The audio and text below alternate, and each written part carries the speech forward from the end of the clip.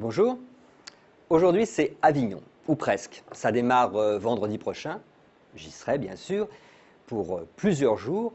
Et donc cette édition du festival, la 67e, édition 2013, est un événement à plus d'un titre. D'abord parce que c'est la dernière édition du duo composé d'Hortense Archambault et Vincent Baudrier, qui pendant des années ont un peu défendu un théâtre de création, suscitant parfois quelques polémiques. Il y a eu des années un peu difficiles, mais néanmoins, ils ont réussi quand même un petit exploit, c'est que les salles et les lieux du festival étaient pleins. Pour finir en beauté, ils inaugurent dès vendredi la Fabrica, qui est une salle de spectacle, mais surtout une salle de répétition, avec des logements, donc ça sera un atout de plus pour les productions à venir dans les années futures. Et on y verra d'ailleurs un des morceaux de bravoure de ce festival, qui sera le Faust 1 et 2 de Goethe, de Nicolas Stemann, en 8h30 chrono, avec des entr'actes quand même. Donc voilà, ça sera un peu une performance à laquelle je participerai en tant que public. Moyennant quoi, il y a toujours dans ces éditions qui sont composées par le duo des artistes associés. Cette année, c'est à la fois Stanislas Nordet et Dieudonné Niangouna, africain.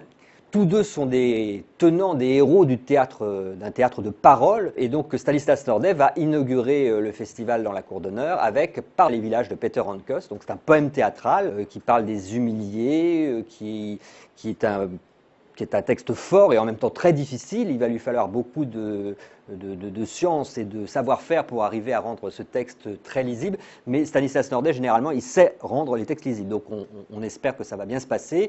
Il y aura aussi Emmanuel Béard, Jeanne Balibar. Enfin, c'est un spectacle très attendu. Quant à Dieudonné Niangouna, lui, il fera son spectacle qui s'appelle Sheda, dans la carrière de Boulbon, en plein air. Donc un spectacle assez héroïque, assez sombre sans doute, qui va durer 4 heures aussi. Voilà. Alors pas mal de rendez-vous par ailleurs avec des anciens qui sont des anciennes stars qui sont venues au festival plusieurs fois. Angelika Lidl, l'espagnol, le polonais Warlikowski. On aura aussi des soirées spéciales avec Patrice Chéreau, Yann Fabre, Roberto Castellucci, enfin tous ces grands d'Europe qui ont été des compagnons de route du duo. De la danse aussi, beaucoup de danse avec des stars.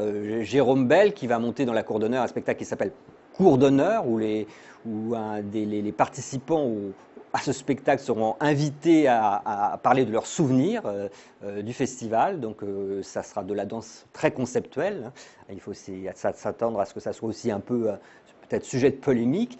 Et puis on aura Anne-Theresa de Kersmaker, on aura Christian Rizzo et beaucoup d'Africains, parce que c'est quand même aussi la logique de cette édition de faire venir beaucoup d'artistes, de jeunes artistes africains qui parlent de l'urgence de la situation dans les pays d'Afrique, de l'urgence aussi de la création, de leur envie de dire le monde au théâtre. Et donc ça va être un festival une fois de plus foisonnant, intéressant, où il y aura des polémiques, de la vie, de la création. Et donc je vous rendrai compte au quotidien dans les échos de ces musts du Festival d'Avignon 67e édition.